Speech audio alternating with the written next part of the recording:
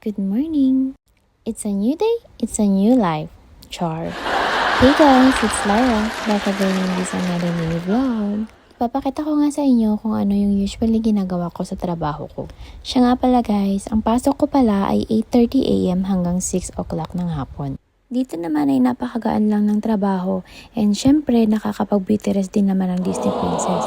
Ang trabaho ko pala guys ay tagapak ng mga items na i-deliver sa mga supermarkets.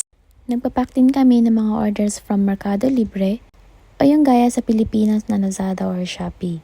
Dito nga pala sa Chile guys, Monday to Friday lang ang pasok and 2 days ang day off mo. Kaya kung masipag ka at gusto mo mag-part-time, pwede ka magtrabaho ng Sabado at Linggo. Pwede ka mag-part-time as cleaner or nanny, depende sa schedule mo. Pwede ka rin magtinda ng mga Filipino items or Filipino foods. Kasi dito guys, wala ka talaga makikita ng mga Filipino products.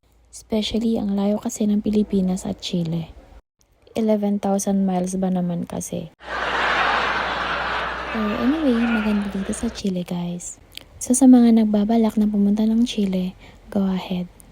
Pero as a fellow OFW, isa lang may advice ko sa inyo guys. Magbaon kayo ng mahabang pasensya, ng matatag na puso, ng malakas na pangangatawan, at matibay na damdamin. Ay teka, sabi ko isa lang yung advice na sasabihin ko, nakaapat na pala ako. So yan lang muna for today's video guys. Sa susunod ulit, bye!